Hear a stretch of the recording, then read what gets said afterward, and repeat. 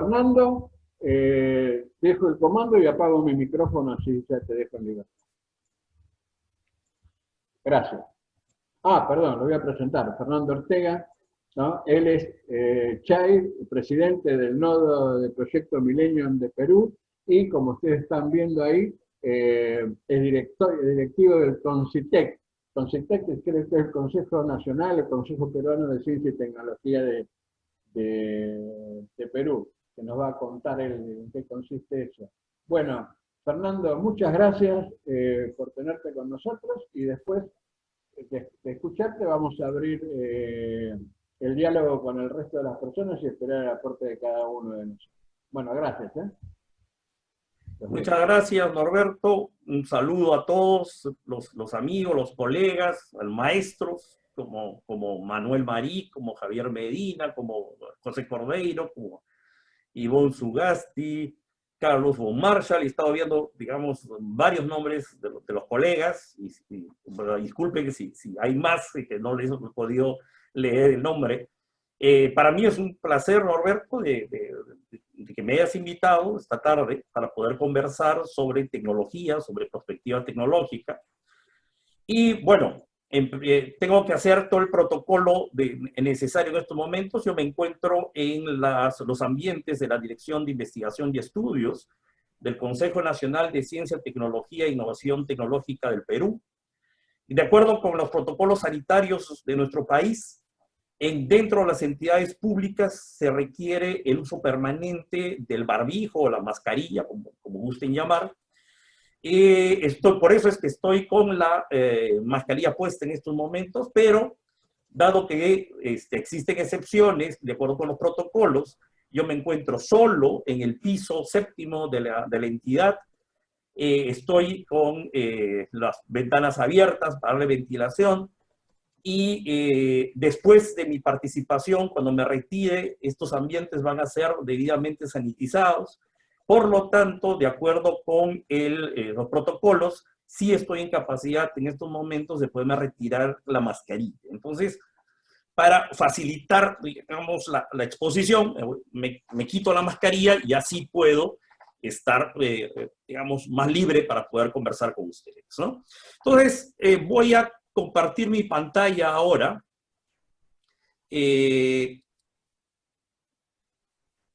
Vamos a compartir. Ok. Espero que ustedes puedan ver la pantalla en estos momentos. Norberto, ¿me escuchas? Sí, lo vemos, lo vemos. Ok. Bueno. Un abrazo, José Luis. No hablaremos de la muerte hoy día, pero vamos a estar relativamente cerca. Entonces, hoy voy a hablar de el futuro, la tecnología y la nueva normalidad, que como vamos a ver, no tiene nada de normalidad, sino va a ser una nueva realidad, y las oportunidades y riesgos que tiene para América Latina, dado que me habías comentado, Norberto, que muchos de los asistentes a estos seminarios virtuales son ciudadanos, hermanos de diferentes naciones latinoamericanas. Entonces, me he querido enfocar en todos en ejemplos de América Latina para que todos se sientan involucrados en esta exposición, ¿no? La primera pregunta que quiero hacerles, como para entrar en calor, es ¿qué ideas tenemos sobre el futuro? Especialmente sobre el futuro de América Latina para el año 2050. ¿Ah? Vamos a hablar aquí de lo que se vendrá tras el COVID-19, que como ha ocurrido a lo largo de la historia, genera una serie de cambios bastante fuertes en lo que es tanto la economía, la sociedad, la tecnología, el medio ambiente, pero que esto no nos debe ni asustar ni tampoco paralizar, dado que el futuro avanza inexorablemente, ¿no? Incluso una pregunta así provocativa, ¿no? ¿Existirá América Latina en el 2050? Tal como la conocemos hoy, con ese mapa que yo les pongo ahí en pantalla. con esas fronteras geográficas, territoriales, nacionales. Recuerden que en los años 60, si se preguntaba a un francés y a un alemán que en 50 años compartirían moneda y bandera, este alemán y este francés se habrían puesto pues con los pelos de punta, ¿no? Acababan de salir de 2 guerras y pensar que iban a compartir bandera y moneda iba a ser algo realmente difícil de creer, ¿no? Pero esto ya pasó. Entonces, ¿por qué no nos puede pasar a América Latina? Entonces, tras estas preguntas provocadoras, comencemos con esta definición de futuro con la que siempre suelo ingresar a mis presentaciones, de Clive Staples Lewis, autor de ciencia ficción, conocido por quizás su obra principal, Crónicas de Narnia, ¿no? Entonces, el futuro es algo que cada cual alcanza a un ritmo de 60 minutos por hora, haga lo que haga y sea quien sea. O sea, el futuro nos va a alcanzar a todos, es inexorable. Por lo tanto, o lo construimos o viviremos el futuro que otro ha construido para sí y nos arrastrará dentro de esa trayectoria, ¿no?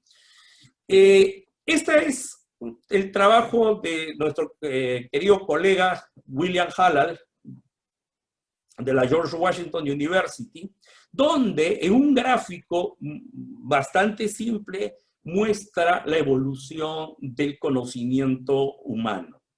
Y como vemos, ahí están reflejadas las famosas revoluciones industriales que se dan, digamos, desde el siglo XVIII en adelante, pero donde el punto de inflexión de esa curva logarítmica que ustedes pueden ver ocurre más o menos en 600 antes de Cristo, que es cuando comienzan a aparecer los primeros filósofos presocráticos que comienzan a usar su raciocinio para explicar los fenómenos naturales. Es a partir de ese momento en el que el conocimiento humano se dispara. Indudablemente, ahí hemos marcado el año 2011 en amarillo, porque tenemos nosotros, los prospectivistas, especialmente los prospectivistas tecnológicos, tenemos marcado esta fecha como el inicio de lo que técnicamente nosotros llamamos la era de la tecnología consciente, y que posteriormente, ya en el 2016, el World Economic Forum llamó pues malamente, ¿verdad?, cuarta revolución industrial. Y digo malamente porque el industrial tenía poco. Tenía muy poco. Porque esta era está basada justamente en la convergencia tecnológica nano, bio, info, cogno, la famosa convergencia NEVIC, y que la tecnología más con mayor potencial, digamos así, es justamente lo relacionado con la inteligencia artificial. El 2011 entonces marca un cambio de era que no solo no se ha detenido con la pandemia, sino que se ha acelerado, ¿no? Ahora, como sé que hay personas que están estudiando, digamos, prospectiva, y hay otras personas que van a estudiar prospectiva seguramente en el corto, mediano plazo, porque están interesadas en construir el futuro. Básicamente, el detalle del 2011 es porque el 2011 IBM cumplía 100 años y propuso a los productores del programa de televisión más longevo de la televisión mundial, que es el programa de trivias Jeopardy, enfrentar a su entonces supercomputadora Watson con los 2 humanos más ganadores del concurso. Ustedes pueden ver en pantalla el resultado de esa competencia entre disco duro y cerebro humano. Y digo disco duro porque Watson no estaba conectado a Internet, era básicamente disco duro, ¿no?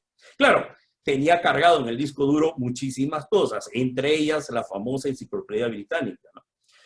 Y es un concurso de trivias, por lo tanto hay preguntas que van desde la ciencia, la geografía, el arte, la música, el deporte, el cine, etcétera, etcétera, etcétera, ¿no? Aún así, Watson en el 2011 venció a los humanos. Es la primera vez que las personas llegan a tener un enfrentamiento con las máquinas y pierden. Aun cuando en el año 1996-97 ocurrieron los famosos enfrentamientos entre el campeón mundial Garry Kasparov contra la otrora supercomputadora también de IBM, Deep Blue. La Deep Blue ya comenzó perdiendo, pero a medida que se enfrentaba con Kasparov, aprendía de él y por lo tanto al final ya comenzó a ganar. Es en ese momento en que Garry Kasparov se da cuenta que no puede seguir, no puede continuar enfrentando a la máquina porque cada vez que se enfrentaba, la máquina aprendía de él. Lo que hoy día, miren, año 1997, lo que hoy llamamos Machine Learning, ¿no? O sea, hace más de 20 años, ¿no? Entonces, 2011 es nuestro famoso cambio de era y a partir de ese momento, los paradigmas tecnológicos comienzan a cambiar.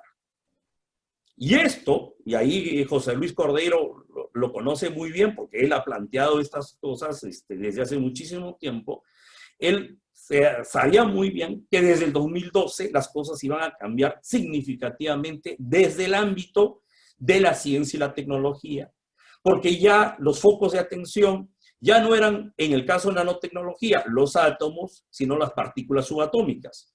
De hecho, después del 2012, ya se descubrió el bosón de Higgs, por ejemplo, ¿verdad? La famosa partícula de Dios, y hoy día se va a retomar el famoso proyecto de los neutrinos con el Instituto Fermi, porque será es la nueva frontera de la ciencia en términos de partículas subatómicas, ¿no? Igual ocurre en biotecnología, que pasamos de genes a los nucleótidos y a comenzar a trabajar partes de los genes, ¿ya? De ahí surge por la tecnología CRISPR, que permite manejar pedazos de ADN y generar pues cambios significativos en los seres vivos, ¿no? Igual ocurre en TICs, en las tecnologías de la información y comunicación, donde de los bits pasamos a los qubits, es decir, estamos pasando ya al ámbito de la computación cuántica, y también en el caso de las cognociencias pasamos de las neuronas a las conexiones, a la sinapsis. Todo esto ya ha llegado hasta este momento, con COVID o sin COVID, a un nivel tal en que ya comenzamos a tener en el mercado, ya tenemos productos provenientes de la convergencia tecnológica NVIDIA. Y esa presencia en el mercado de esas tecnologías es lo que comienza a animar a la ciencia y la tecnología a seguir profundizando el conocimiento. Entonces, por cada una de esas tecnologías han salido tecnologías, si las NVIDIA son las madres, han salido las hijas, y de las tecnologías hijas han salido las nietas, las bisnietas, las tataranietas, y todo esto es el proceso que ha ocurrido prácticamente en los últimos 8 años. Todo esto. ¿Ya? En el Millennium Project, del cual formó parte, y formamos parte muchos de los que están participando, los colegas, nosotros le hemos puesto especial atención justamente al análisis de cómo estas tecnologías van generando sinergias. Y claro, estamos hablando de 4 tecnologías. Ustedes están viendo en pantalla un cubo de Rubik, es tridimensional. O sea, ahí falta todavía colocarle una dimensión de análisis más, pero ya resulta complicado en una pantalla bidimensional, ¿no? Pero lo que nosotros estamos analizando desde hace varios años es justamente cómo estas sinergias de las tecnologías van generando a su vez nuevas tecnologías capaces de ahí su nombre, transformar la forma en que se hacen los negocios, en que se produce, en que la gente se entretiene, en que la gente realiza sus actividades diarias, etcétera, ¿no? Entonces, nosotros estamos viendo que esta sinergia, las tecnologías NVIC, han llegado a desarrollar una pléyade de tecnologías transformadoras. Y esta es la situación que nosotros estamos viviendo hoy. Tras los lockdowns, las cuarentenas que han ocurrido a nivel mundial, que prácticamente detuvieron en muchos casos el trabajo en los laboratorios, excepto en aquellos que estaban vinculados directamente al combate contra el COVID-19, hoy día se están retomando todas las investigaciones y claro, están apareciendo una serie de logros en los medios de comunicación, en la prensa, que debido a que justamente ahora sí tenemos ya las capacidades de poder retomar todo lo que se había avanzado desde finales del año pasado hasta mediados de este año, ¿no? Esto, por ejemplo, es interesante. Este es el análisis que ha lanzado en julio de este año, de 2020, es decir, prácticamente unas pocas semanas, la consultora Gartner con respecto al análisis de las tecnologías emergentes, esas tecnologías que están saliendo hoy día de los laboratorios, y lo importante, y por eso que lo he puesto ahí en español y en tamaño grande, es que nos dice que hay 1.700 tecnologías que están siendo trabajadas en estos momentos. 1.700. Esto no es una broma. Esto es algo importantísimo. De estas 1.700, indudablemente, hay algunas que tendrán, digamos, un desarrollo acelerado, menos de 2 años. Otros veremos sus resultados dentro de 2 y 5 años, otros entre 5 y 10, algunos incluso más allá de 10 años, pero algunos ni siquiera van a ver el mercado. O sea, hay algunos que van a quedarse a medio camino en la medida que van a estar surgiendo tecnologías con mejores atributos, con mejores características que las van a simplemente silenciar, desaparecer, eliminar. Entonces, estamos comenzando una etapa muy, muy importante desde el punto de vista tecnológico, y esta década va a ser realmente una década donde va a existir una gran necesidad de hacer un seguimiento, una vigilancia tecnológica muy, muy grande, porque vamos a tener muchas tecnologías con capacidad de transformar la economía de nuestros países de América Latina, porque muchas de estas tecnologías van a generar procesos y productos que van a reemplazar lo que nuestras economías producen y exportan, por ejemplo, ¿no? Y eso lo vamos a ver en el transcurso de la presentación, ¿no? Pero comencemos a preocuparnos, porque esto es un cambio muy, muy grande que se viene. Entonces, claro, por ahí comenzamos a ver que ya hay tecnologías que han alcanzado una madurez, que son esta primera generación de tecnologías transformadoras, de las cuales ustedes pueden ver en pantalla una docena, ¿no?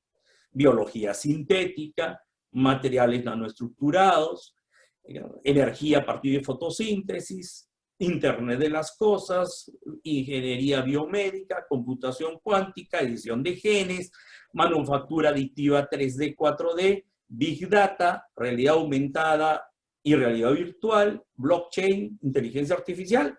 Estas son tecnologías de las que nosotros ya estamos hablando, de las que están produciendo en estos momentos equipos procesos que a todos nosotros, incluso que muchos de nosotros ya venimos usando en algunos casos, y otros los cuales sus productos, como el caso de computación cuántica especialmente, van a comenzar a trabajarse durante esta década, ¿no? Pero esta primera generación es interesante verla porque la pregunta que yo les quiero hacer a ustedes es, en sus países, ¿cuántas de estas tecnologías ya se vienen implementando?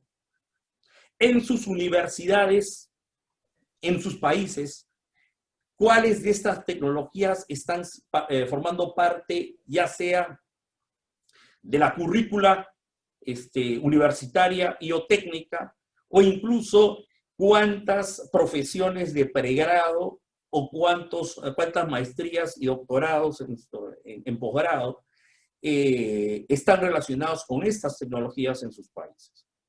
Este es un tema importante para analizar.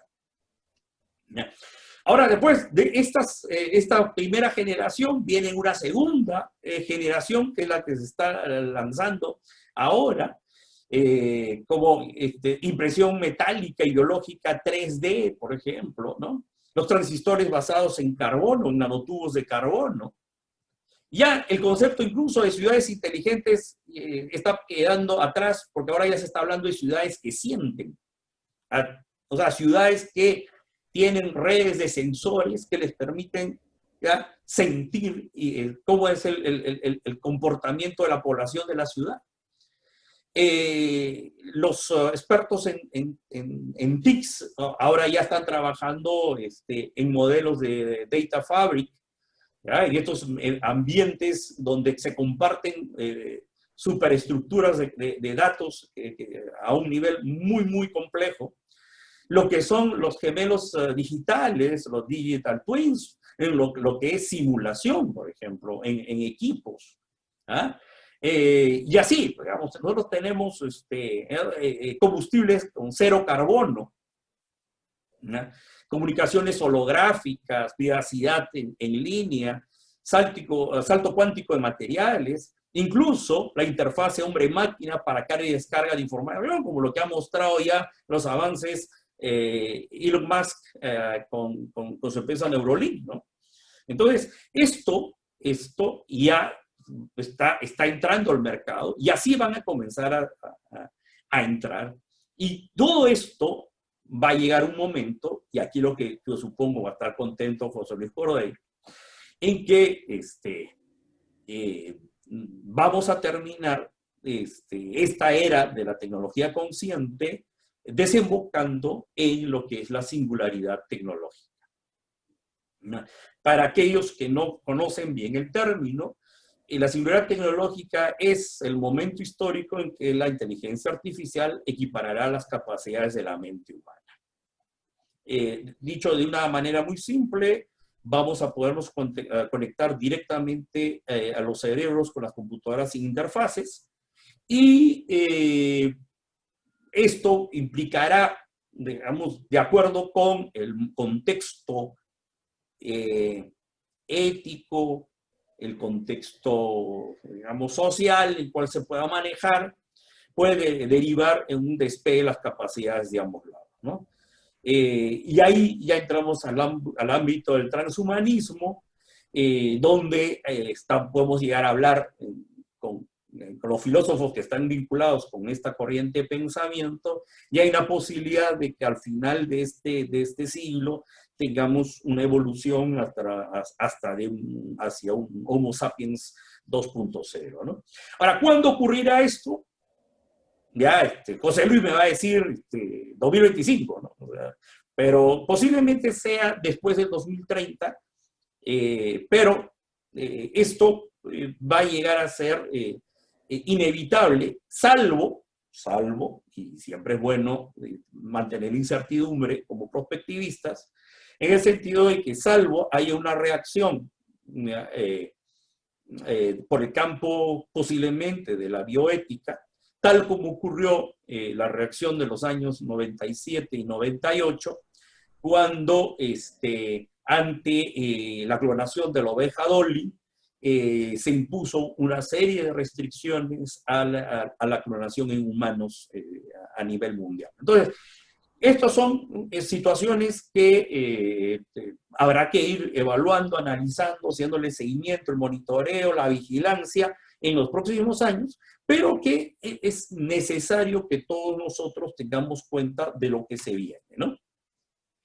Este gráfico, para los colegas, también debe ser bastante conocido. Esto es tomado de Gerd Leonhardt, un prospectivista alemán muy importante en estos momentos, de lo mejor que hay en estos momentos, donde él grafica en una sola diapositiva lo que es la situación de la situación, en ese caso pues del 2018, pero que no ha cambiado mucho más allá de lo que es la lucha contra el COVID, porque una vez que termine la lucha contra el COVID, vamos a volver a enfrascarnos en estas discusiones muy serias, pero que lamentablemente ya se habrán agravado, porque, como vuelvo a repetir, el futuro no espera. Es decir, el futuro ha seguido avanzando desde diciembre de 2019, ha seguido avanzando, y realmente estos fenómenos sociales y económicos han continuado, ¿no? Y en algunos casos se han agravado, ¿no?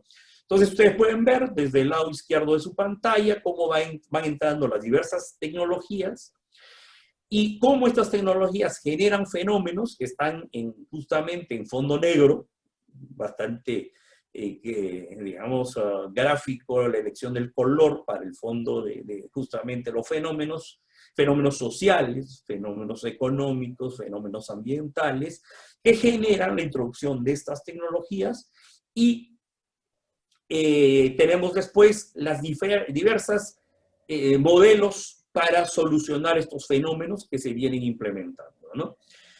Como les digo a mis alumnos en la Universidad de San Marcos, solamente hablar de cada uno de lo que está expuesto en este gráfico nos tomaría todo un semestre académico, ¿no? Pero lo que sí es importante señalar que es indudable que la introducción de estas tecnologías tienen un impacto directo sobre la economía, la sociedad, el medio ambiente, los individuos, las actitudes, los valores, y por lo tanto, ¿ya?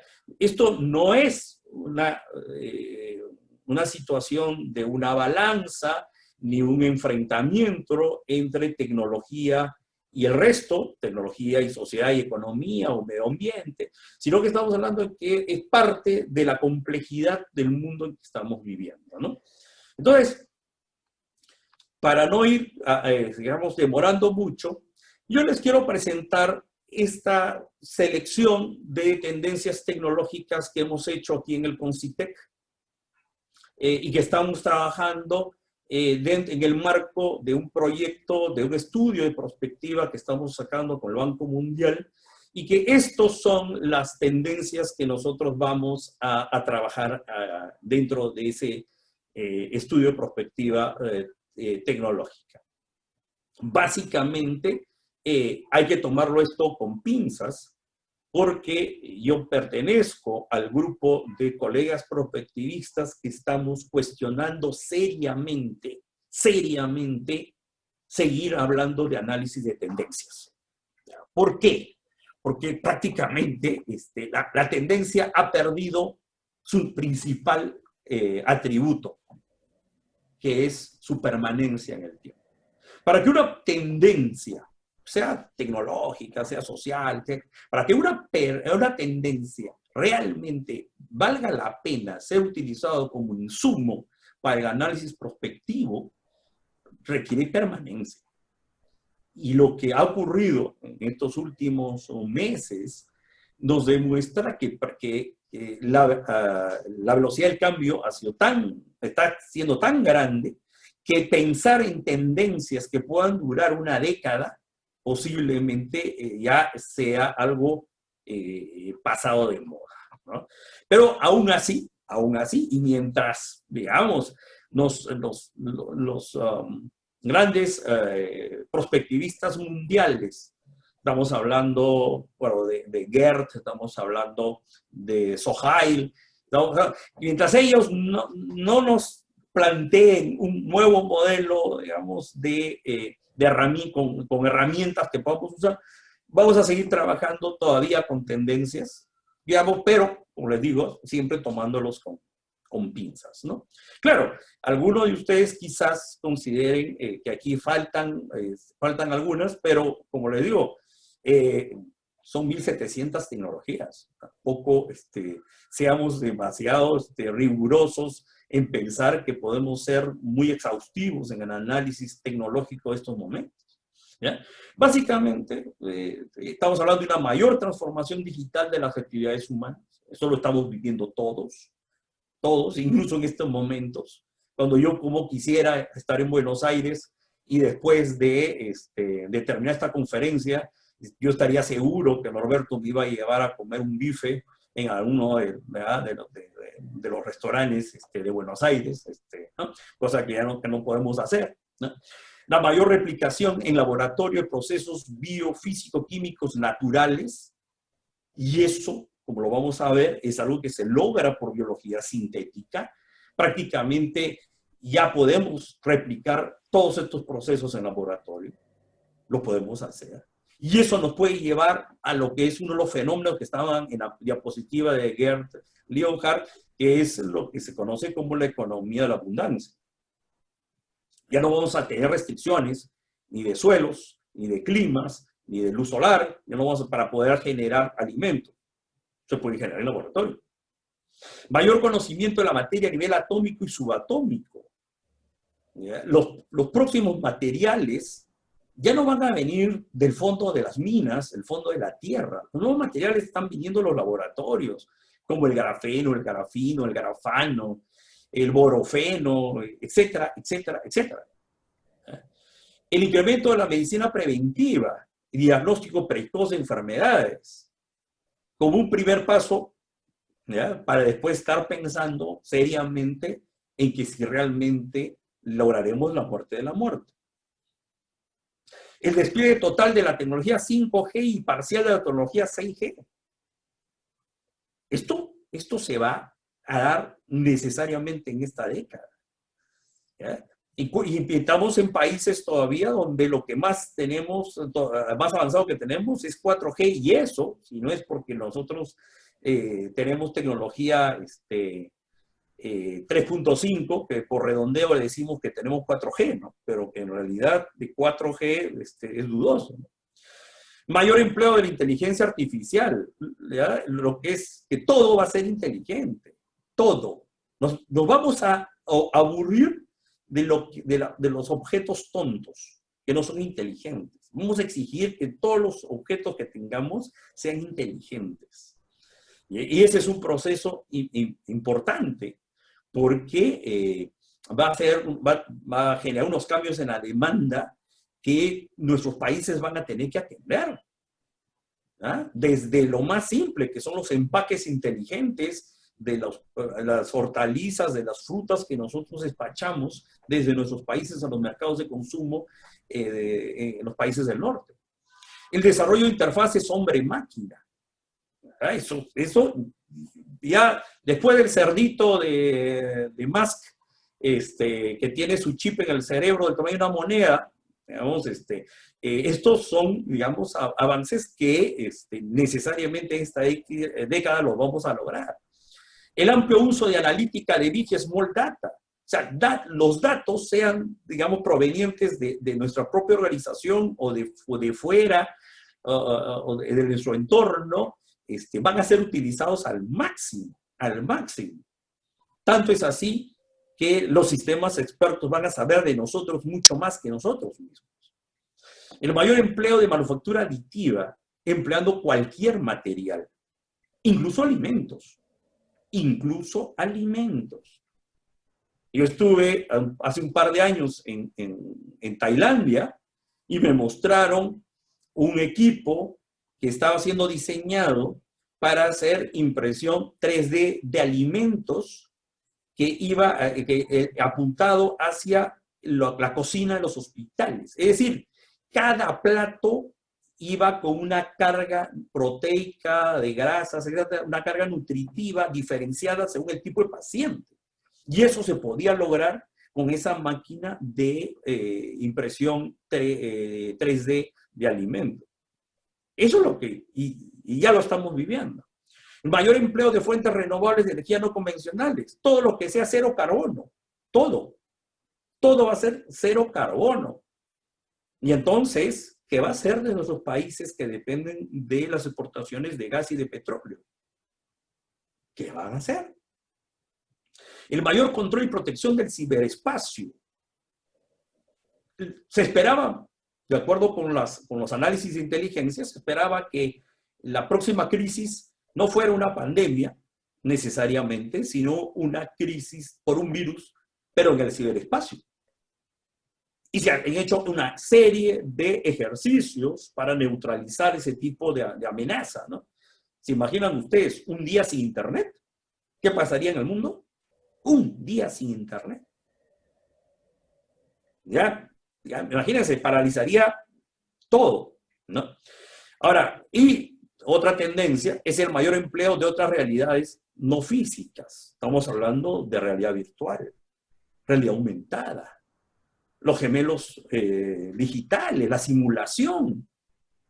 Esto es algo que nos va a llevar nos va a obligar a tener que pensar que nuestros sistemas de formación de técnicos y profesionales, de científicos, de investigadores, nuestra apuesta por los emprendedores, especialmente los emprendedores tecnológicos, tienen que comenzar a analizar esto porque aquí están las oportunidades y las amenazas del futuro.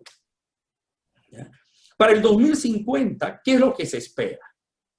Abundancia de recursos, gracias a estos desarrollos tecnológicos. Abundancia de recursos. Ojo, pero eso no significa que todos estaremos felices y contentos, que se vivirá en el paraíso en el 2050. Uno de los grandes problemas que tenemos que prevenir es que la tecnología suele crear brechas. La tecnología, cuando ha aparecido nuevas tecnologías, un primer impacto es el agrandamiento de las brechas. Nosotros tenemos que ir justamente pensando en cómo vamos a afrontar este fenómeno que ya ha sido recurrente en épocas anteriores y que no deberíamos volver a repetir. Internet será un servicio gratuito y estará disponible en todas partes. Ahora, claro, gratuito bajo determinadas características de velocidad, etcétera, etcétera. O sea, no vamos a tener un Internet de altísima velocidad, de ancho de banda enorme y todo gratuito. O sea, posiblemente los que quieran prestaciones, digamos, especiales tendrán que pagarlas. Pero para comunicarnos de una manera común entre los ciudadanos, eso sí va a estar disponible, ¿no? ¿Ya? Ciudades inteligentes donde la inmensa mayoría de los servicios serán virtuales, ¿sí? Así es. ¿Ya? Entonces, ojo, y muchos de esos servicios actualmente son prestados por micro y pequeñas empresas en nuestro continente, en Latinoamérica. Como vamos a ver, el gran foco de atención que nosotros necesitamos poner es justamente cómo esta tecnología va a poder ser manejada por nuestras micro y pequeñas empresas. La medicina será preventiva incluso antes de nacer. Y como va a ocurrir eso, viviremos mucho más. Muchísimo más posiblemente. Y claro, ya ahí ya comenzaremos a ver si nos gusta vivir más. Porque, claro, no es solamente vivir más tiempo, sino con mayor calidad de vida. Entonces, ahí veremos si hay gente que le pone fin a su vida o, como José Luis Cordeiro, va a querer vivir ilimitadamente. El cáncer será una enfermedad crónica, tratable y no necesariamente mortal.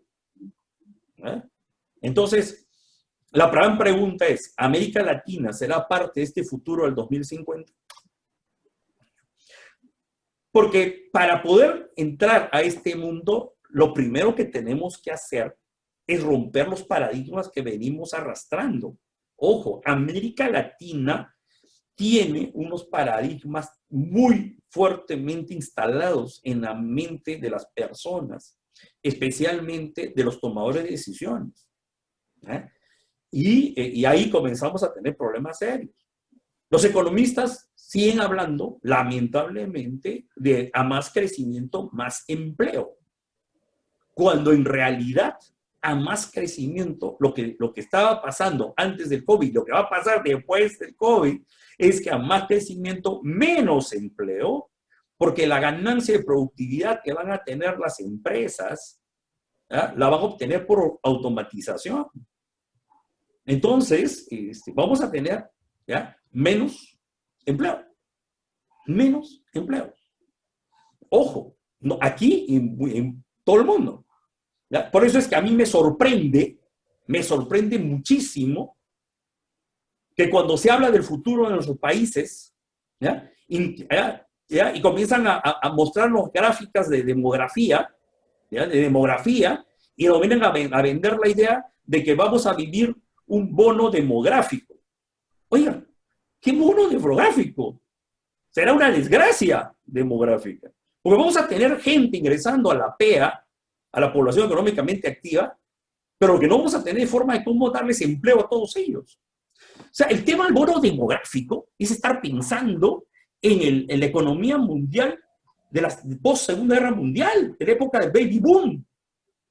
¿Ya? O sea, entonces están pensando, están aplicando modelos de bono demográfico de los años 60 del siglo pasado.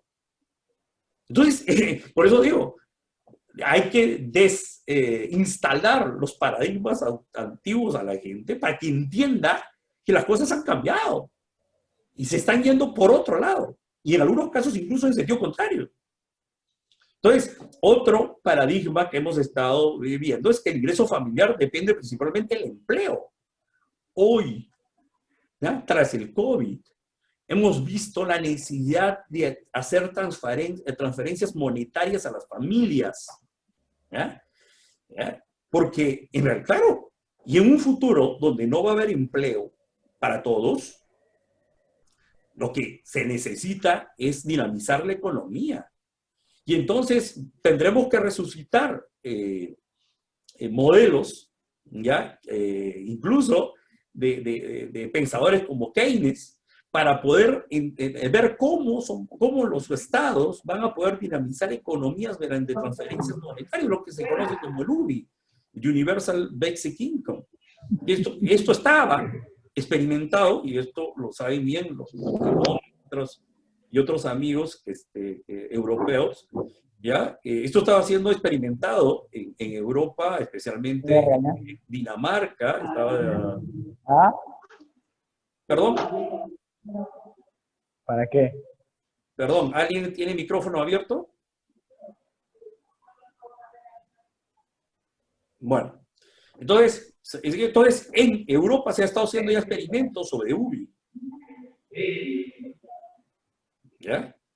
Entonces, otro paradigma que se tiene muy arraigado es que ninguna máquina puede tener mayores capacidades que la del ser humano. Y hoy día estamos viendo que si se le deja, y vuelvo a repetir, si se le deja libremente, la inteligencia artificial puede superar a la mente humana. Parece que alguien tiene micrófono abierto. No sé, Norberto, tú que llevas el control, puedes identificar y pedirle por favor por el chat que apague su micrófono. Les pido por favor que desactiven los micrófonos. Hay alguna voz que se nos está colando. Ya. Bueno, entonces, como digo, si se le deja la inteligencia artificial, nos puede superar. China nunca podrá superar a los Estados Unidos. China ya superó el tamaño de la economía analizándolo en poder de paridad de compra, como vamos a ver después. Entonces, China era un gigante dormido que tenía estaba avanzando a su propio paso. El conflicto con los Estados Unidos lo que ha hecho es despertar al león o al dragón, si quieren ustedes. Y China va a comenzar a crecer a unos pasos muy grandes. Y bueno, pues esta década vamos a ver este enfrentamiento multiplicado varias veces. Lo otro, el hombre nunca podrá dominar todos los procesos de la naturaleza. No es así. No es así. Con la biología sintética vamos a descifrar todos los procesos biofísico-químicos. Lo podemos replicar en laboratorio. Ya lo estamos haciendo. Entonces, ¿ya? Esto es lo preocupante. He puesto el primer ejemplo, Norberto, es algo que les toca muy a ustedes, a los brasileños, paraguayos, bolivianos, el tema de la torta de soya, que ya tiene un reemplazo tecnológico en la harina de larvas de mosca. ¿Ya? Algo que también afecta a Perú y Chile, como somos exportadores de harina de pescado, como alimento para ganados y cerdos, etcétera, ¿no? Para animales domésticos. Entonces, ¿ya? La harina de larva de mosca tiene una ventaja, ¿ya? Que dependiendo de la especie de mosca que trates y su etapa larvaria, tú puedes manejar proteínas y grasas, ¿ya? Y tiene otra ventaja más, que la puedes montar al lado de la granja. O sea, no necesitas tú ahora ya importar del otro extremo del mundo harina de pescado o torta de soya para alimentar a tus animales. Ya no. Ya no. Entonces, ¿ya? La harina de larva de mosca puede tener desde 40 hasta 65% de proteína y puede tener un 20-30% de grasa y tiene alto contenido de calcio. ¿Ya? Para ustedes argentinos que manejan muy bien el tema de la torta de soya, se dan cuenta de que la harina de larva de mosca puede ser un sustituto completo, como lo es de la harina de pescado. Y esto ya está. Ya incluso los colombianos están tratando de desarrollar su propia industria, pero, ojo, como digo, el modelo de negocio puede cambiar, ya que, salvo que exportes a países que tienen altas restricciones de bioseguridad, porque, claro, siempre queda la duda de que en la harina de larva de mosca puede ir algunos huevos de mosca, ¿no? Pero si no es así, las granjas van a tener a su lado una plantita de harina de larvas para la alimentación de sus animales. Ya no hay que necesitar de importar. Igual, el tema del alambre de cobre electrolítico, ¿ya? Que va a ser reemplazado con ventajas por alambre grafeno, en la medida que el grafeno puede conducir la electricidad 4 veces más que el cobre, y que pesa muchísimo, un porcentaje nomás del cobre, ¿no? Casi es ligerísimo el grafeno. Entonces, los autos eléctricos que se van a desarrollar necesariamente en las próximas décadas, no van a tener alambre de cobre, van a tener alambre de grafeno, porque la relación peso-energía es clave. Y cuanto menos peso tengan el cableado y las baterías, ¿ya? Más rendimiento y eficiencia va a tener el automóvil eléctrico. Para los amigos de Honduras, por ejemplo, que están viendo de Centroamérica, de Costa Rica, bueno, básicamente Honduras, la gente de El Salvador, de Guatemala, que hacen maquila, básicamente trabajan algodón, pero lo que se está trabajando ahora ya es ropa biodegradable, ¿verdad? Que va a generar lo que puede ser quick fashion, o sea, moda muy rápida, porque al final básicamente es celulosa, o sea, su precio va a ser bajísimo. Y ya pueden ser estampados. Entonces, ya el mercado de las confecciones va a cambiar muchísimo, ¿no? Igual como en el caso del petróleo, donde incluso vamos a poder producir, ya estamos produciendo hidrógeno a partir de algas, y los buses de transporte pueden estar tranquilamente funcionando, como de hecho ya en Europa los hay, buses a hidrógeno, que por el tubo de escape lo que sale es agua, ¿no? El caso de caña de azúcar, que también importa a muchos países de América Latina, ¿no? Bueno, ya se están desarrollando edulcorantes bioorgánicos como el eritritol, que van a reemplazar prácticamente, no solamente la caña, sino también a los amigos paraguayos. Hay que preocuparse por todo el tema de la stevia, ¿no? Incluso, y ahí a los amigos de Cali, Javier y sus alumnos y sus colegas, hay que preocuparse también, porque si bien nosotros consumimos muchísimo café, especialmente café colombiano, yo lo tomo mi sello rojo en casa todos los días, pero hay que pensar que si el consumo del café es por sus características reanimadoras, digamos, que te generan pues endorfinas, la cannabis legal en diferentes formas también pueden generar percepciones y sensaciones, quizás incluso hasta más fuertes y duraderas que las del café. Entonces, prácticamente todos los productos de exportación de América Latina ya tienen sustitutos tecnológicos. Es tiempo nomás de que comiencen a ganar mercado. Para los amigos argentinos, ¿ya? Nosotros tenemos justamente ya el desarrollo que ha hecho la empresa chilena Not Company de generar a partir de biología sintética y sistemas de inteligencia artificial la posibilidad de generar en laboratorio leche, que no es leche, por eso el nombre Not Milk, pero ¿qué es leche? O sea, es decir, una leche con todas las características de la leche de vaca, pero que no fue producida por una vaca, sino por un reactor.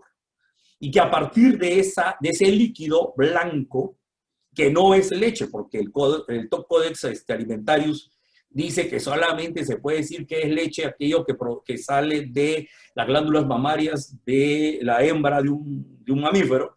Entonces, pero que no podemos decirle que es leche, pero que es idénticamente a la leche, con todos los nutrientes y todos los compuestos de la leche. Se puede hacer queso, se puede hacer yogur, se puede hacer mayonesa, se puede hacer postre, se puede hacer muchísimas cosas.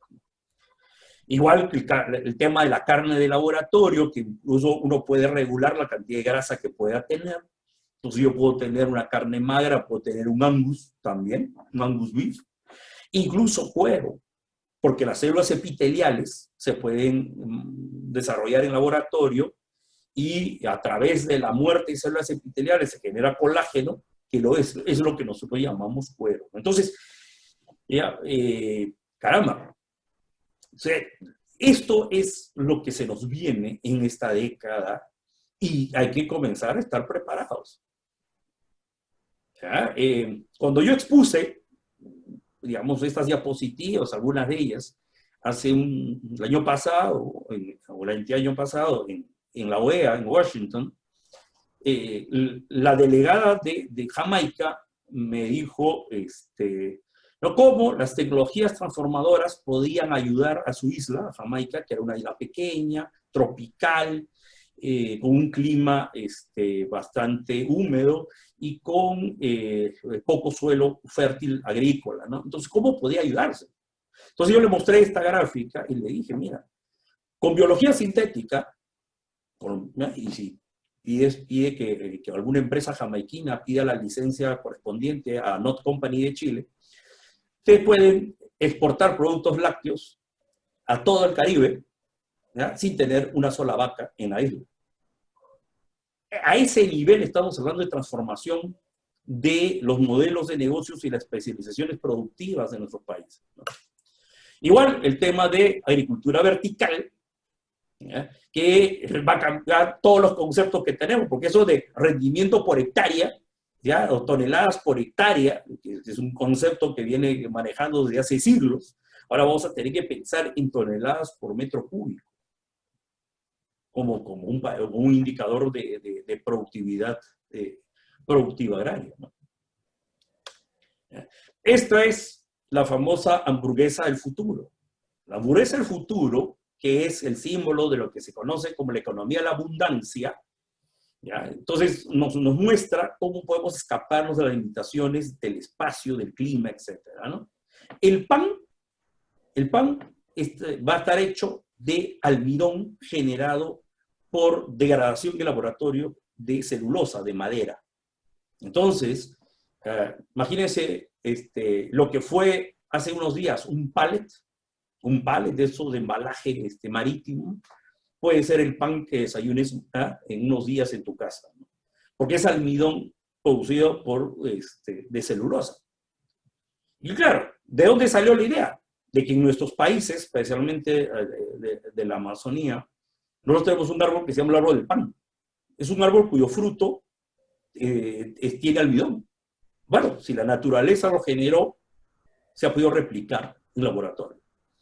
Entonces, las verduras, la cebolla, el tomate, la lechuga, eso en agricultura vertical, el queso que ha salido de esta leche que no es leche, ¿ya? Y la carne de la hamburguesa que ha salido también del laboratorio. Entonces, todo lo que ustedes ven ahí va a terminar saliendo de generación muchas veces humana. Entonces, por eso es que se habla de la economía de la abundancia, como uno de los tantos escenarios que es posible comenzar a vislumbrar. ¿Ja? Entonces, hay que comenzar a analizar. Entonces, las variables: acceso a la tecnología, capital para invertir, costo de la energía, que es importante, en un entorno estable para la inversión en el largo plazo, y justamente la discusión que se va a dar, el debate de lo que cosa es natural y qué cosa es no natural. Ojo, ya no es entre natural y artificial, sino entre natural y no natural. La leche que les he mostrado es natural, hecha a partir de vegetales, de lo que come la vaca. Lo único que se ha hecho es que se replicar en laboratorio todos los procesos biofísico-químicos que va desde la mordida de la vaca, del pienso, de la sal, del bagazo de caña y todo lo que come una vaca, hasta la producción en su ubre de un líquido blanco. Todo eso se ha replicado en laboratorio. Ahí no hay nada artificial. Llámenlo no natural, porque una vaca no intervino. Pero estamos hablando de un debate que hay que analizarlo muy seriamente, ¿no? Entonces, Gerd Leonhard ha mostrado este proceso de evolución que va a marcar esta década, donde ya la tecnología comienza a no solamente a perder tamaño físicamente, sino también a comenzar a incorporarse dentro de nuestro cuerpo, ¿no? Que es lo que nos debe estar preocupando, ¿no? Y claro, ahí pone una señal de tráfico, si vamos a ir hacia el cielo o hacia el infierno, pero en realidad esta es la gran discusión de esta década. Esta década vamos a tener que discutir en estos términos. Entonces, claro, algunos dirán, no, pues, pero de eso todavía falta mucho tiempo. No, hace, digamos, antes de la pandemia, digamos, claro, bueno, digamos, al comienzo de la pandemia, salió esta noticia del Telegraph, donde se había hecho ya un experimento de carga de conocimiento en una serie de voluntarios a partir de un experimento de simulación, de un simulador de vuelo. Pilotos que habían entrenado en simuladores de vuelo, ¿ya? Se les captó las señales de sus cerebros, que después fueron transportadas, ¿ya? Insertadas en las cabezas de personas que no habían usado ese simulador de vuelo, y después se les hicieron pasar por el simulador, y los resultados de estas personas con la carga de la información de los pilotos aprendieron un 30% más rápido que los que no fueron, que el grupo testigo, al que no se le cargó la información. Entonces, eso ya comienza a preocupar, ¿no? Y bueno, tenemos lo que ha presentado Elon Musk hace unos días, unas semanas, con el cerdito de Neuralink, ¿no? La interfase que él muestra que tiene más o menos el tamaño de una moneda, ¿no? Entonces, ¿ya? Y esto es una neurona artificial que se generó este año, ¿ya? Donde, claro, tiene el tamaño de una lenteja, ¿ya? Es bastante grande, pero que puede permitir a través de la miniaturización de los circuitos llegar a tener un tamaño lo suficientemente grande o pequeño, si quieren ustedes, pero grande como placa, como para introducirla en el cerebro de un enfermo de Alzheimer y recuperar parte de sus capacidades. Y esto es lo que a mí me preocupa, y esto lo quiero que también ustedes compartan conmigo esta preocupación. Mucha de esta tecnología que estamos mostrando, ¿ya?, no solamente va a entrar al mercado a competir con las grandes corporaciones, con las grandes empresas. Como les decía, mi preocupación es que somos un continente de micro y pequeñas empresas. En el Perú el 70% del empleo es informal. Y en otros muchos países la cosa va parecida, pero creo que ninguno baja el 40%. Y en algunos es más del 70%. Entonces, muchas de estas labores que son hechas por micro y pequeñas empresas van a sufrir cambios significativos. ¿Ya? El año pasado encontré esta máquina en un 7-Eleven que estaba cerca de mi hotel en Washington, D.C. Me llamó la atención porque vi un letrero que decía se hacen duplicados de llaves en la puerta. Entonces yo dije, con mucho respeto, por favor, debe ser un latino, un hispano, que debe estar con su maquinita, que es un torno paralelo, trabajando ahí, haciendo duplicados de llaves, ¿no?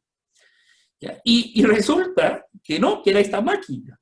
Esta máquina que en su primera versión, porque ya hay un modelo ya que ha salido este año, antes de la pandemia, ¿ya?, que bastaba insertar la llave con los dientes para arriba para que en unos minutos te entregara una llave duplicada.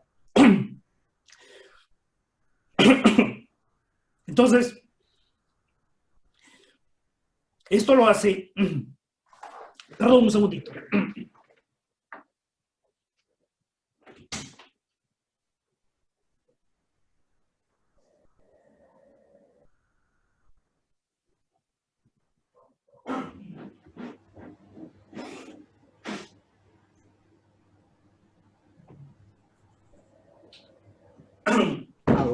Bueno, iba a hablar, si no. Me está ¿Todo bien? cortando la voz.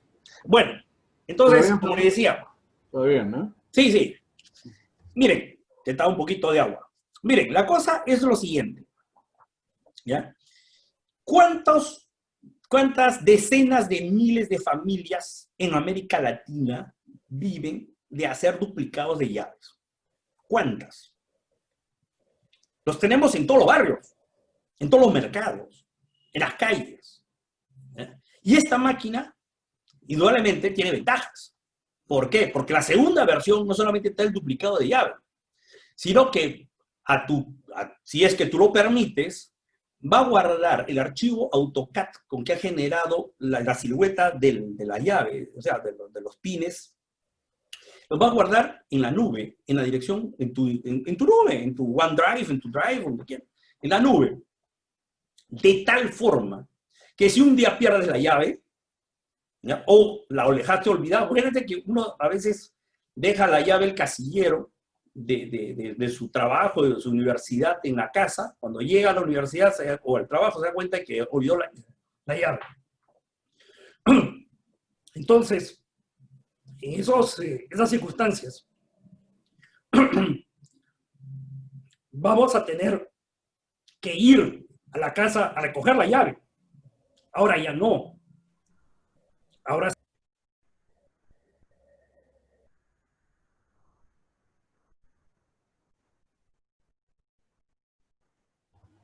se cortó el sonido, Fernando. ¿Se fue el audio?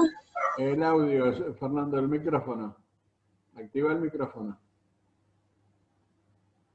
Está desactivado el micrófono. A ver si lo puedo activar desde acá.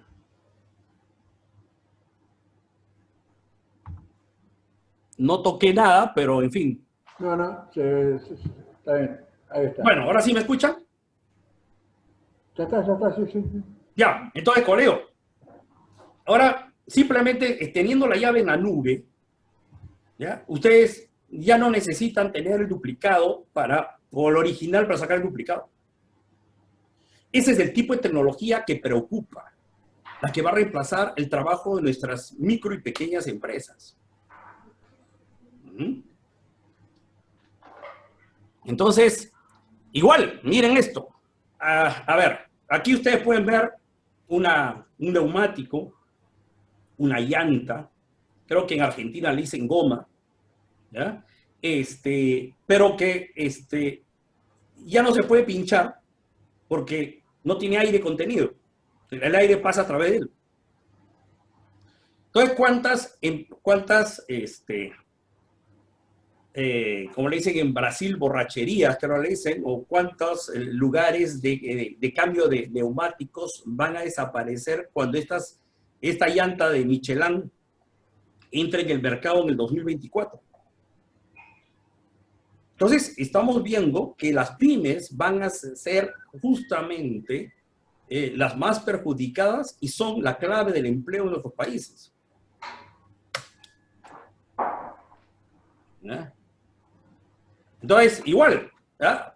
Hasta el tema de las mascarillas, los barbijos, ¿ya? Que nuestras pymes comenzaron a confeccionarlas a partir de telas, de sobrantes de telas al principio, pero que hoy día estamos viendo que contienen una gran cantidad de tecnología, con filtros intercambiables, e incluso con sistemas electrostáticos que hay que cargar eléctricamente, etcétera, etcétera, etcétera. Entonces, ojo, o sea, la tecnología está entrando en todo lado. ¿Ya? Y bueno, ante esta situación, ¿ya?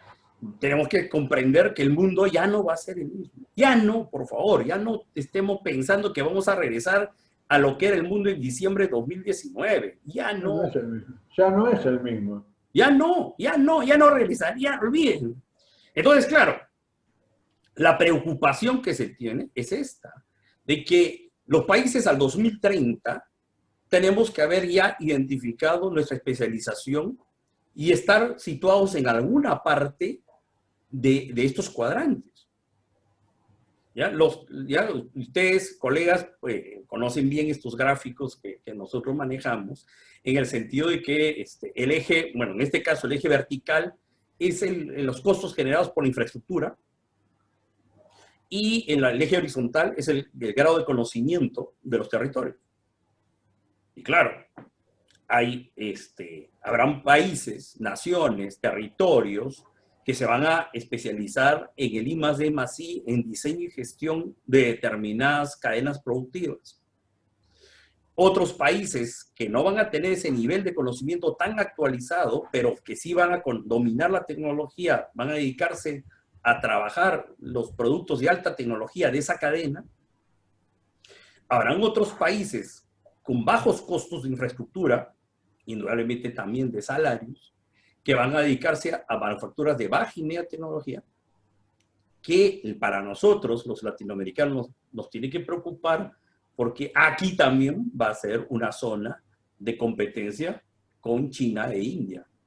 China e India, Pakistán, ¿ah? Indonesia, en muchos casos también.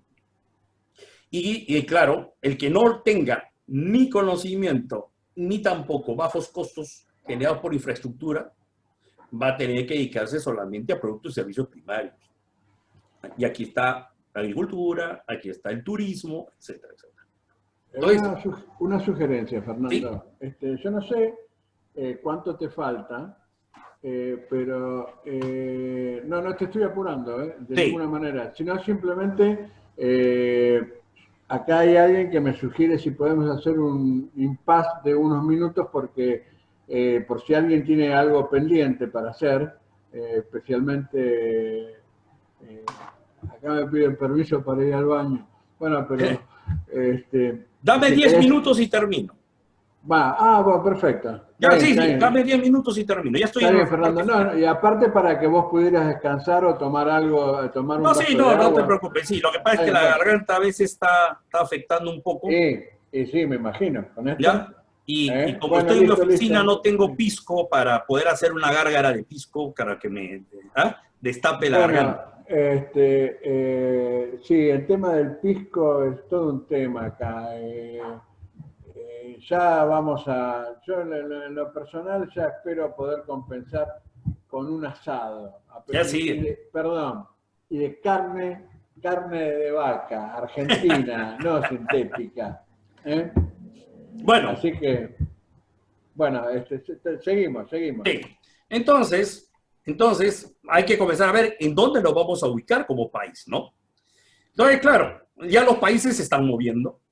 El orden de los países posiblemente, claro, esto era proyecciones antes del COVID, pero que ya mostraban tendencias de cómo se iban a ubicar los países. Y vemos, por ejemplo, una presencia importante de Indonesia, que muchas veces no lo tenemos en el radar, pero que sí, Indonesia está ingresando en el análisis del Fondo Monetario Internacional y comenzamos a notar que va a tener una ruta bastante promisoria. Pero también otros países como Vietnam, como Filipinas y como Nigeria.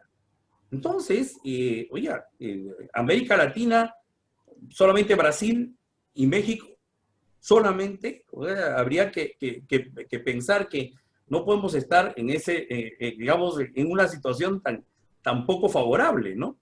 Igual estamos pensando en que cómo estos países del E7, por ejemplo, están tomando cada vez más relevancia. Y ahí, aparte de China, India, Indonesia, Brasil, estamos hablando de Turquía también. Entonces, ojo, esto es lo que, miren, y aquí es interesante la proyección que está haciendo, que se está haciendo con respecto a ciertos países donde, claro, aquí estamos viendo por aquí Argentina en el 29, Colombia en el 31, y bueno, aparte de Brasil en el quinto y México en el 7. Entonces, pero el resto, somos 19 países latinoamericanos, 19, y solamente estamos viendo aquí la presencia de 4. ¿Ya? Entonces, preocupémonos seriamente en esto, ¿no? Entonces, nuestra nueva realidad nos implica reconocer nuestras vulnerabilidades. Y eso es importantísimo. Nunca más un cisne negro. Nunca más. ¿Ah? Tenemos que preocuparnos por el individuo, la sociedad y el medio ambiente. Tenemos que entender que el principal constructor del futuro tiene que ser el cambio. Tenemos que aprender a apropiarnos socialmente del concepto del cambio. Un entendimiento que la tecnología trae beneficios como peligros, dependiendo de cómo se maneje. Y nuestros peligros que estamos viendo están relacionados con empleo, con salud, con educación, con gobernabilidad. Las brechas se pueden ampliar. ¿Y qué es lo que estamos viendo nosotros ahora? ¿Qué es lo que estamos viendo? Que hay que replantear el concepto de globalización, de la falsa globalización, de que todos, que había libre mercado, que todos éramos hermanos. No, cuando apareció el COVID nos olvidamos de todo eso y comenzaron los embargos de equipo de protección personal, de respiradores, de plantas de oxígeno y todo. Por lo tanto, hoy día tenemos que pensar de nuevo en lo que son las actividades estratégicas que nos otorguen seguridad alimentaria, energética, sanitaria, que nos ayuden a mantener la gobernabilidad en nuestros países. La cantidad de fake news que ha habido realmente impresionante, y lo sigue habiendo. Entonces, necesitamos reacomodar las visiones, las políticas, las prioridades y los presupuestos. Con 0,40% del PBI o del PIB, como le dicen en otros países, en investigación y desarrollo, con 0.4% no hallamos, en promedio de América Latina no llegamos a ningún sitio. No llegamos a ningún sitio. Cuando hay países como Israel y como Corea del Sur que están en 4.5, o sea, más de 10 veces. Entonces, los escenarios mundiales, que es lo que siempre piden para poder analizar hacia dónde vamos, entonces estamos viendo que vamos a ir hacia un enfrentamiento entre un enfoque tecnoeconómico con un enfoque socioambiental y con una dirección del cambio. Y esto lo analizamos con Javier Medina una tarde por internet, ¿ya? Los grupos de poder y la ciudadanía organizada. Esto es lo que comienza a ser interesante ahora, especialmente en la próxima elección en noviembre del nuevo presidente de los Estados Unidos. Ojo, ojo, este enfrentamiento y hacia dónde va a ir estos escenarios mundiales va a tener un punto posiblemente inicial con los resultados de la elección de noviembre. O sea, esto ya está dejando de ser futuro para convertirse en nuestro presente próximo, digamos, ¿no? Por llegar. Y bueno, ¿ya? Básicamente, digamos, para que después no digan que no soy optimista, yo sí soy optimista por el futuro de América Latina, pero hay que saber en qué nos metemos. Y nos tenemos que meter en aprovechar la diversidad biológica, que eso lo tenemos que hacer ya. Creo que tenemos un potencial enorme, ¿bien? Pero claro, ya no es solamente tomar, secar, o tomar y lavar y exportar. No. Ahora hay que meterle conocimiento ahí. Hay que meterle conocimiento a esa diversidad biológica. Porque ya no es tan simple como ser recolectores en pleno siglo XXI. Trabajar en energías renovables, porque lo que se va a necesitar es energía en grandes cantidades, permanente y barata. Entrar a aprovechar las tecnologías de la información, la creatividad de nuestros pueblos en temas, por ejemplo, como entretenimiento, como temas de realidad virtual y manufacturas de alto desempeño. Ya no el cobre por sí solo, el plomo, el zinc por sí solo, ya no. Comencemos a trabajar composites, materiales compuestos, cobre con grafeno, ¿no? Zinc con borofeno. Comencemos a trabajar ese tipo de cosas. ¿Ya? Y para eso necesitamos gente, necesitamos el talento humano, necesitamos hacer una gestión del talento humano lo suficientemente inteligente para tener a los profesionales y a los técnicos en las tecnologías que se van a necesitar en el momento oportuno y que no estudien después algo para que el país no estaba preparado y que por ese motivo tengan que salir fuera del país para poder aprovechar su conocimiento.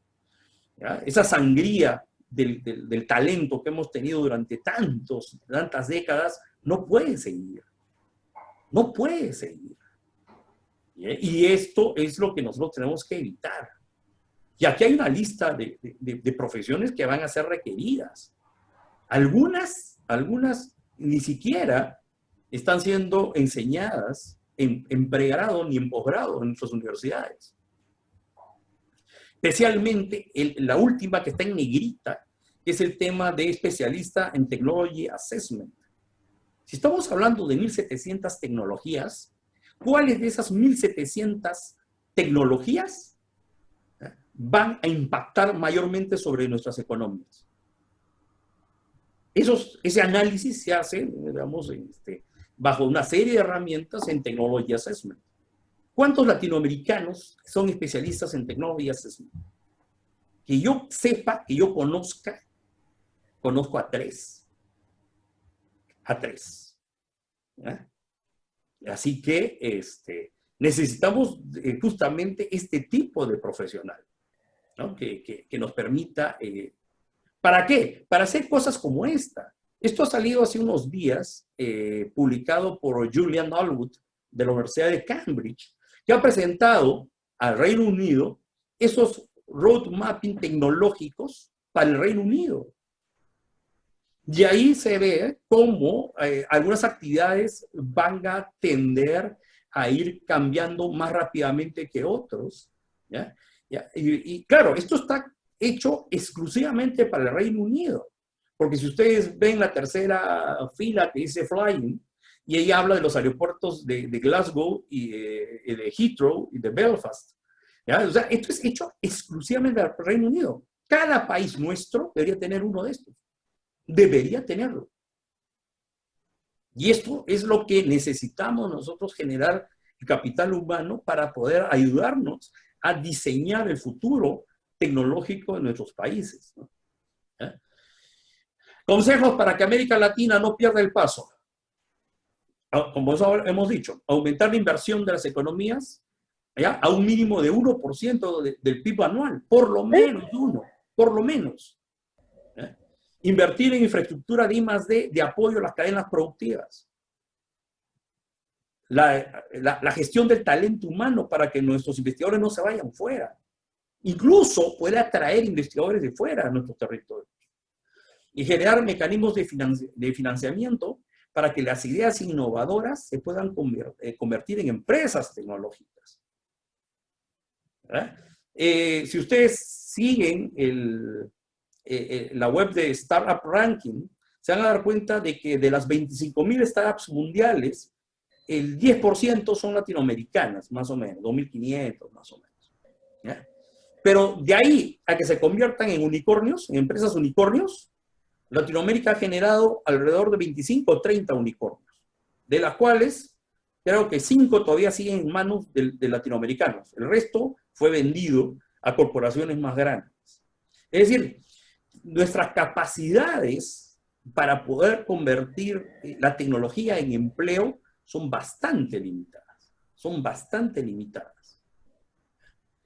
¿Ya? Entonces, hay que pensar en este diamante del futuro, donde la gestión del conocimiento y del talento tiene que ser una condición clave, al igual como, y no nos olvidemos, que el 2030 tenemos una agenda pendiente que son los Objetivos de Desarrollo Sostenible, donde ahí están las brechas sociales. No podemos pasar a la siguiente década sin haber cerrado nuestras brechas sociales. Tenemos la gestión del riesgo ante fenómenos naturales y cambio climático, importantísimo, y la inserción a la nueva realidad post-COVID. Esto es lo que tiene que orientar a nuestros países. ¿Ya? Por eso, y ahí cierro ya esto, es que la OEA, la Organización de Estados Americanos, ¿ya?, a través de la Comisión Interamericana de Ciencia y Tecnología, ¿ya?, que reúne a todos los ministerios de ciencia y tecnología o los organismos nacionales, como el CONCITEC, el CONACYT, CONICIT, CONCIT y todos los organismos de ciencia y tecnología, estamos trabajando una iniciativa que se llama Prospecta Américas, para que a partir del conocimiento anticipado que genera la prospectiva, nosotros podamos hacer un seguimiento de las tecnologías transformadoras y poder ayudar a los países para que no pierdan esta ola. Entonces, Prospecta Américas es esta iniciativa de la OEA que sí, voy a resumir muy rápidamente. Básicamente tiene 3 ejes. La primera es organizar seminarios continentales que se llaman Prospecta Américas. El primero se realizó el año pasado en Lima. Este año va a tener 2 versiones, una versión virtual que se va a dar el 12 de noviembre desde México, y el próximo año esperemos hacer ya la versión presencial. Después, la idea de estos seminarios es difundir las tecnologías transformadoras de tal forma que los países comiencen a ubicarse, ¿ya?, en cuál debería ser la especialización productiva de su nación. Después queremos ayudarlos a crear una red de infraestructura de I+D+I, digamos, de alta calidad, creando centros de excelencia con universidades top de Norteamérica y otras partes del mundo que colaboren en red, ¿no? Y ahí ustedes pueden ver, por ejemplo, la segunda fotografía, la del medio, es el famoso sincrotrón del estado de Hidalgo en México, un acelerador de partículas que está siendo construido en México y que justamente va a ser el barco bandera, el flagship de esta iniciativa de los centros de excelencia, ¿no? Y después tenemos también la idea de reunir las capacidades de la región para anticipar, especialmente, no solamente pues anticipar la tecnología, sino también los fenómenos naturales y antrópicos, ¿no? Tenemos capacidades para poder hacer simulación, por ejemplo, y esas capacidades nos van a permitir después aliviar en mucho lo que son los efectos de estos fenómenos, ¿no? Entonces, este es el flyer de Prospecta América 2020 de Hidalgo, México. Por favor, tomen nota de la fecha, 12 de noviembre de 2020. Va a ser un webinar sobre retos tecnológicos de la nueva realidad, un ejercicio de prospectiva en las Américas. Los invitamos, permítanme tomar el nombre de la OEA, yo estoy participando directamente, apoyando las acciones de la comisión, y por eso me tomo digamos, la atribución de poderlos invitar a este evento de la OEA, ¿no? Y para cerrar, simplemente, así como comencé con una frase de un escritor de ciencia ficción, cierro también con otra, ¿no? Con esta frase de Ray Bradbury, ¿ya? El autor del famoso Fahrenheit 451, novela que ha sido llevada 2 veces al cine, una vez en los años 60 por François Truffaut, y hace unos años también hay otra versión que se ha sacado. La gente me pide que prediga el futuro cuando todo lo que quiero hacer es prevenirlo. Mejor aún, construirlo. Con esto cierro y quedo ya a disposición de ustedes para las preguntas o para los comentarios, ¿no? Bueno, bárbaro, Fernando. Muchas gracias. Bueno, la información ya ahí en algún lado, ahí me estaba, bueno, mandó los saludos ahí, las felicitaciones Gabino. Supongo que preocupado porque la próxima charla es de él y le has levantado la vara, así que el nivel de exigencia a la que le hemos expuesto a Gabino ha sido alto, así que pobre, ya estaba ahí mandando saludos, pero esperemos que... gracias y bueno, dejo abierto, vamos a abrir los micrófonos para que cada uno haga algún tipo de comentario.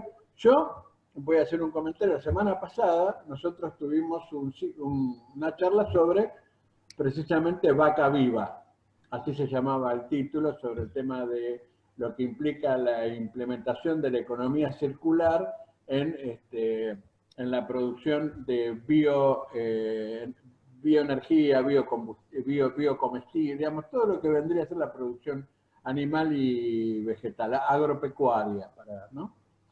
Yo creo que hay un camino, me parece muy bien el tema de la tecnología y el desarrollo de alimentos sintéticos, etcétera, etcétera. Pero a nosotros nos queda un camino que es el tema de también explotar lo natural, digamos. Tenemos tecnología, experiencia y calidad para que Argentina, en el caso de Argentina, se convierta en un productor de productos de alta calidad, ¿no?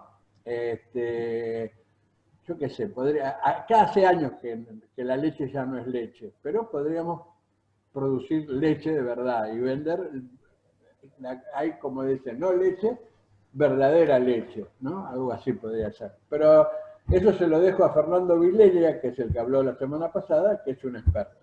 Ahora abro para las preguntas a todos, el que quiera participar, Javier Medina, Miguel Garrido, bueno, hay un montón de gente. Felicitaciones, ¿eh? Muy buena exposición. Yo, el que me lo pida, ahí ya les puse mi correo, les mando la grabación después, al que quiera. Te voy a pedir, Fernando, si me puedes mandar la presentación para tenerla por si alguien la solicita. Porque yo vi que Sí, con mucho estaban sacando gusto. fotos. Pesa Estaban 30 y casi 40 megas, pero te lo paso de drive a drive. Bueno, alguien ya se quejó ahí. Mira, está hablando con Fernando Ortega. Bueno, Hola, hola. ay, Beatriz, Beatriz nieta. Bechara. Mira, Beatriz mira, Bechara. mira, ve la nieta. Habla, dile. Yo soy el futuro, dile. Yo soy el futuro. Ay, indudablemente, indudablemente. Qué gusto, Beatriz, escucharte, saber de ti, saber que estás bien. ¿Ya? Y lo que sí quería, o sea, aquí, mira, Norberto, lo que hacemos nosotros, y eso lo saben muy bien los colegas, es que hay información que ha sido digerida como los estómagos de tus vacas, en los 4 estómagos de la vaca, porque en realidad esa es información que manejamos casi todos, pero cada uno de nosotros lo pinta de una manera diferente, ¿no?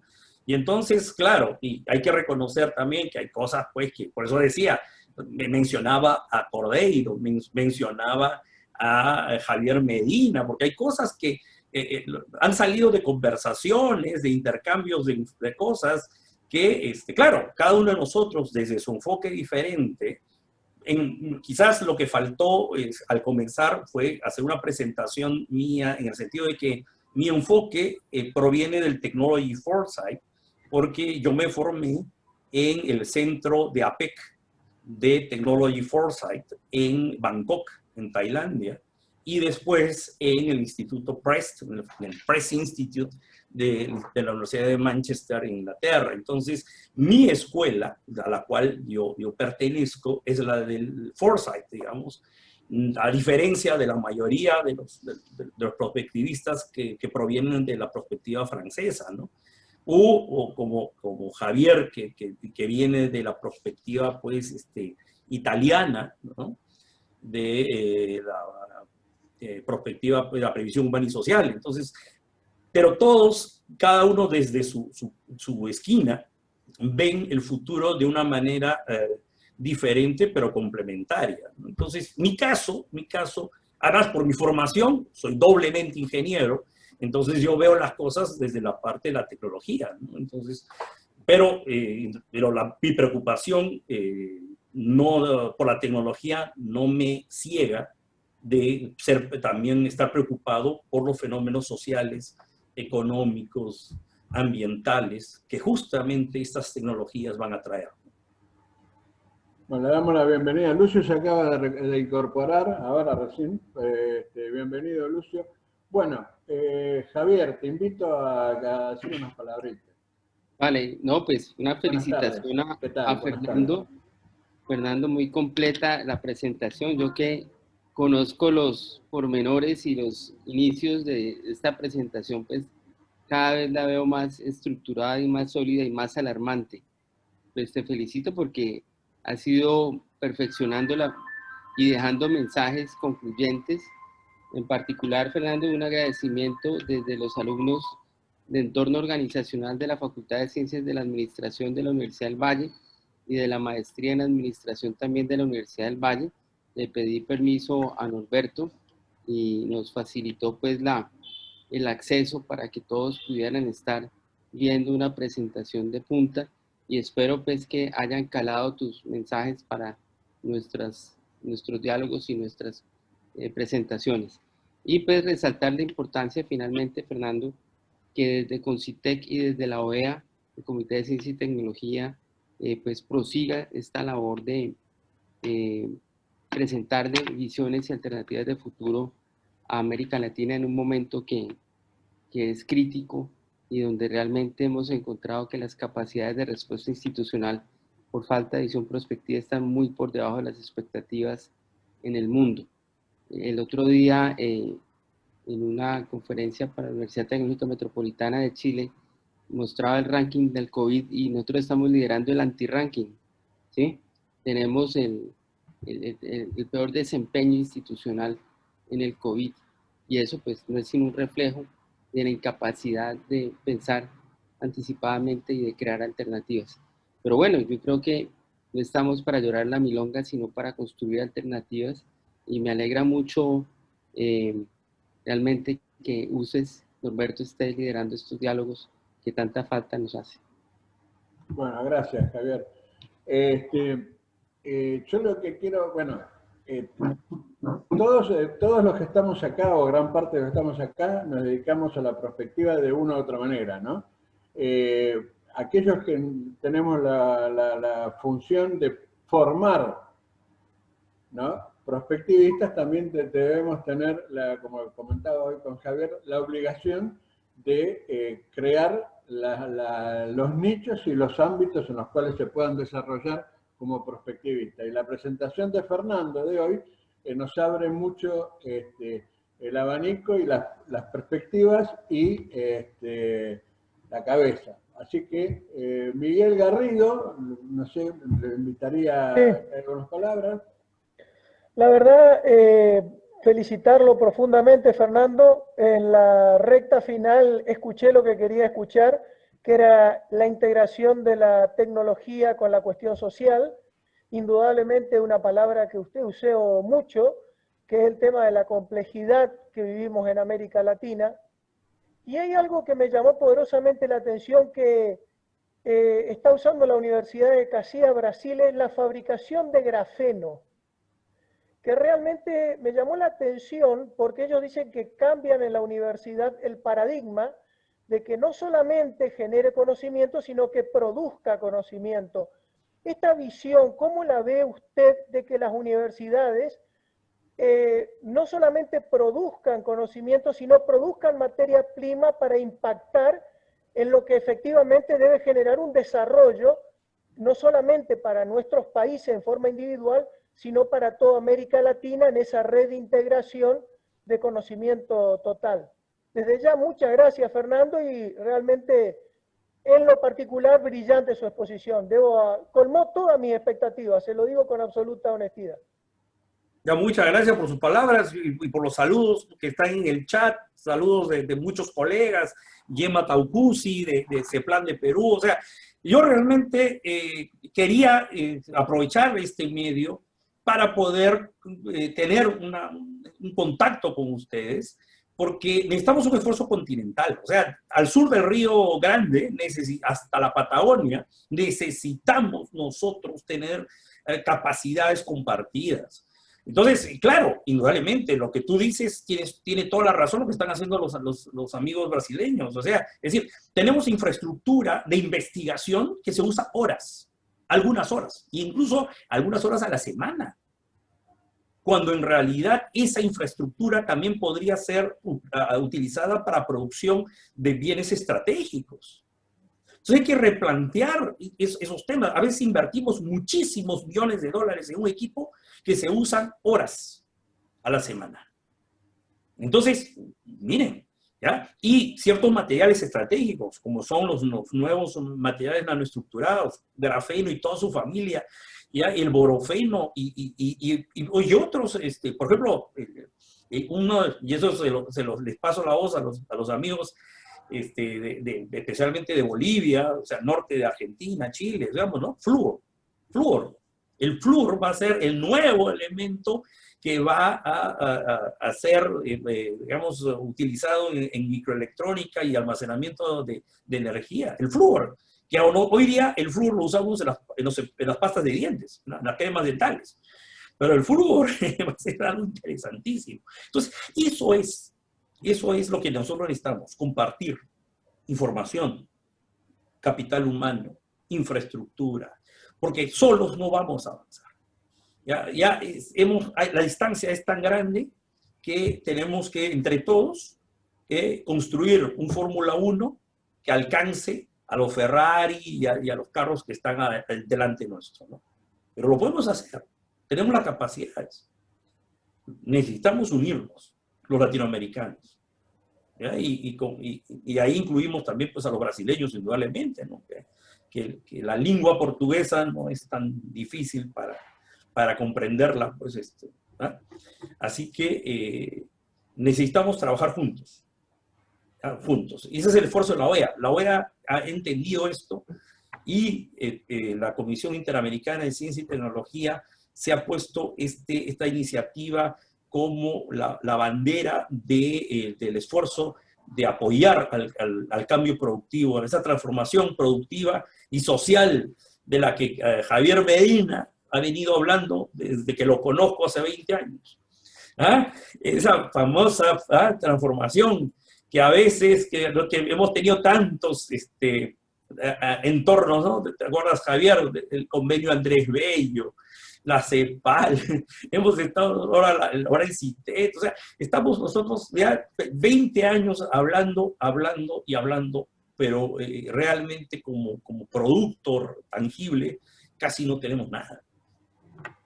Bueno, le voy a hacer una pregunta a todos, no solamente a Fernando, en general. En la pirámide de Maslow, esa que establece las prioridades, ¿en qué escalón pondríamos hoy la conectividad? ¿A qué nivel estaría? ¿Estaría antes de la autorrealización o después de la autorrealización? Hoy hasta eso, esa pirámide está cambiando, ¿no? Yo me acuerdo, escuché a alguien que decía que en la pirámide faltaba la batería, digamos, contar con batería para estar conectado. Bueno, yo voy a dar por terminada esta reunión. Lucio está pidiendo la palabra, quiere contestarte, Lucio. Ah, bueno, Lucio. Ah, no lo vi, espera, perdón. Sí, Lucio, habla. Acá no lo veo. Perdón. Sí. Sí, muchísimas gracias. Hola, Norberto. Hola a todos. Felicitaciones, Fernando. Dos pequeñas cosas ya de salida. Excúsame, Norberto, que sea de última hora, pero hoy la pirámide debe de manejarse con el nuevo concepto de pare, respire, baraje y vuelve porque los tiempos cambiaron. Por lo tanto, la conectividad es muy importante, pero hoy en día este concepto de tecnología se refiere mucho a los diseños sociotécnicos. Es decir, todo aquello que la sociedad requiera debe de hacerse diseños sociotécnicos para poder solucionar sus problemas. Algunos problemas son más urgentes, otros son más de bienestar y otros son más de comodidad. Pero cada sociedad debe de definir qué es lo que requiere urgentemente. Habrá comunidades que la conectividad no va a ser tan importante y habrá otros donde sea sumamente urgente. Me encanta verlos, Fernando, como siempre, felicitaciones, maravillosa tu exposición y algún día hablaremos acerca de este concepto de cambiar la palabra tecnología por diseño sociotécnicos. Gracias, un abrazo para todos. Gracias, Lucio, un abrazo, qué gusto verte bien. Saludos a Marta. Gracias. Con gusto. ¿Alguien más? No tengo a nadie más que pida la palabra. Claudio, saludos. Javier, Miguel. El próximo encuentro, o sea, dentro de 14 días, como ya anuncié, es con Gabino Ayarza, donde vamos a hablar sobre seguridad ciudadana en Latinoamérica 2040, 2050. Bueno, ahí está anunciado. A ese respecto, le quería decir a nuestros compañeros de Honduras que se pongan en contacto, que los voy a poner en contacto con la gente de acá que está haciendo prospectiva en la Policía Federal y en las fuerzas de seguridad. Bueno, gracias a todos, buenas tardes y nos vemos en el próximo encuentro. Encuentros con el futuro. El futuro es nuestro. Gracias, Norberto, por la oportunidad de estar en contacto con los colegas de todo el continente. Un abrazo. Y queda pendiente el asado. Y queda pendiente el asado. Me alegría compartir estos encuentros con todos. Tenemos que aprovechar el momento, ¿no? Bueno, gracias a todos. Buenas tardes.